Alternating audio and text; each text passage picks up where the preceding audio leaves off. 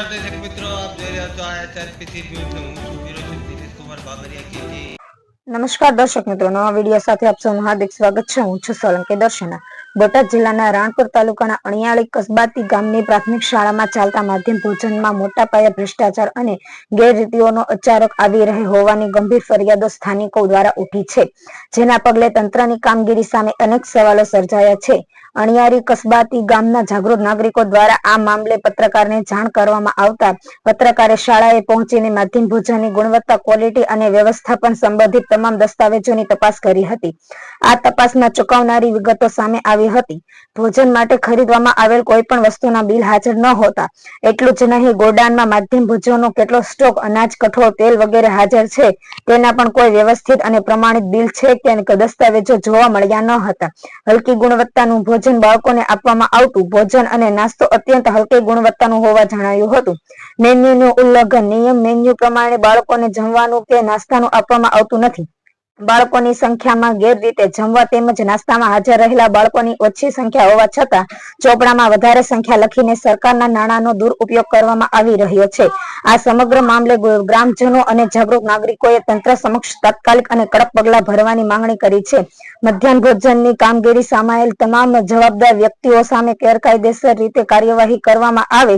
છેલ્લા 1 મહિનાના CCTV camera footage check કરવામાં આવે, જેથી ભોજનની ગુણવત્તા, મેન્યુ પાલન અને બાળકોની હાજરીની ગેર સંબંધિત થઈ શકે. આટલી ગંભીર ફરિયાદો અને પુરાવા અભાવ છતાં હવે સવાલ એ ઉભો થયો છે કે ઘોર નિદ્રામાં પોઢેલું તંત્ર ક્યારે જાગશે? તંત્ર કાયદેસરની કાર્યવાહી ક્યારે કરશે અને ગરીબ બાળકોના ભોજનમાં થતા આ ભ્રષ્ટાચારને ક્યારે અટકાવશે, તેની રાહ જોવામાં આવી રહી છે. તેમજ અણિયાળી કસબાતી પ્રાથમિક શાળામાં મધ્યાહન ભોજનના કોઈ ઇશારે ભ્રષ્ટાચાર થઈ રહ્યો છે તે બધા લોકો ઉપર કડક કાર્યવાહી કરવામાં આવે તેવી માંગ છે. તેમજ કોઈ પણ કાર્યવાહી કરવામાં નહીં આવે તો અને મધ્યાહન ભોજનમાં આવું ને આવું રહેશે તો ના છૂટકે પ્રાથમિક શાળાની તાળાબંધી કરવામાં આવશે. રિપોર્ટર જયદેવી મંદિર, બોટાદ. લાલજીભાઈ મેર, હાલ પત્રકારમાં ફરજ બજાવું છું. આપને અણિયાળીમાં તપાસ કરવા ગયા હતા, ત્યાં બદલ ત્યાં શું આપને મળ્યું?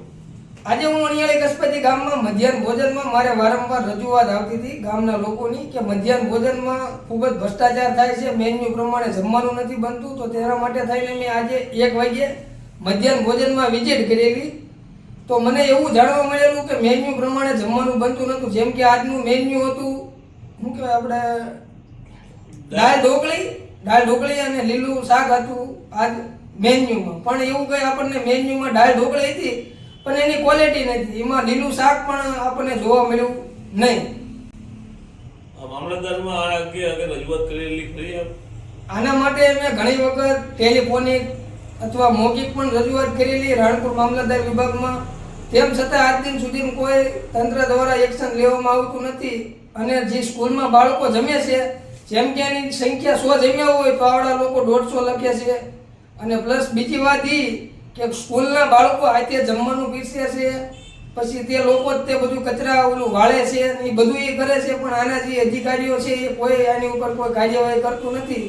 અને બીજી વાત એ કે આપણે જે ગોડાઉન સ્ટોક કર્યો તો એમાં ગોડાઉનમાં આપણે કીધું ભાઈ તમારા બિલ આપો, અમને કેટલો સ્ટોક અત્યારે હાજર છે, ક્યારે સ્ટોક આવ્યું, પણ એવું પણ એમની પાસે હતું નહીં. પછી એમને એવું કીધું કે અમે લીલું શાક પણ નાખ્યું છે આની અંદર દાળ ઢોકળીમાં.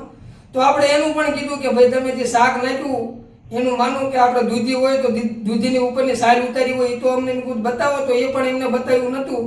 જેથી મેં રાણપુર તાલુકામાં જે મામલતદારમાં ફરજ બજાવે છે મધ્યાહન ભોજનના જે તાલુકા અધિકારી છે તેમને ફોન કરીને બોલાયા.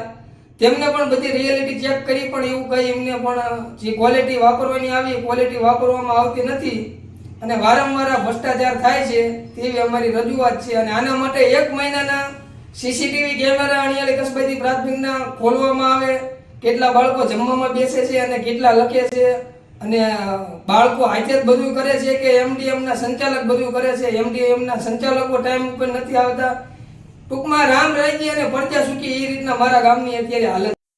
આ અંગે આપ આચાર્ય સાહેબ કે સંચાલક દ્વારા મિલી ભગત હોય તેવું આપને લાગી રહ્યું છે?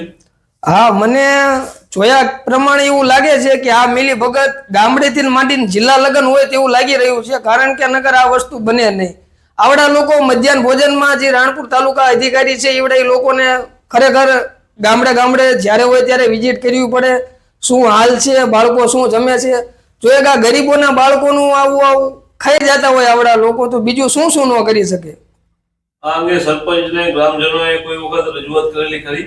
આ વખત આની પહેલા પણ મેં અણિયાળી કસ્બાતી ગામમાં વારંવાર પ્રાથમિક શાળામાં મેં બધાએ ઓલા સ્કૂલના બાળકો નહીં પણ આપણે આચાર્ય છે, શિક્ષકો છે, તેમ એમડીએમના સંચાલકોને પણ મેં બોલાવીને વાત કરેલી કે ભાઈ તમારે આ પ્રશ્ન છે તો તમે આનું માટે સરખી ધ્યાન આપીને બધું કરો, પણ એ લોકો એવું કીધું હતું થઈ જાય છે, હવે આવું નહીં થાય. તેમ છતાં મને વારંવાર રજૂઆત આવતા ને મેં આજ વિઝિટ કરીને મને આવું બધું જાણવા મળ્યું. એટલે મિલીભગત આ લોકોની પૂરેપૂરી હોય, તાલુકા ગામડેથી માંડીને તાલુકા જિલ્લામાં ઠેઠ લગન હોય એવું લાગી રહ્યું છે. જો આની તપાસ વહેલી તકે કરવામાં આવે, મહિનાના સીસીટીવી કેમેરા ખોલવામાં આવે અને જો આની ઉપર કોઈ કડક કાર્યવાહી કરવામાં નહીં આવે તો અણિયાળી કસ્બાતી પ્રાથમિક શાળામાં તાળાબંધી પણ કરવામાં આવશે.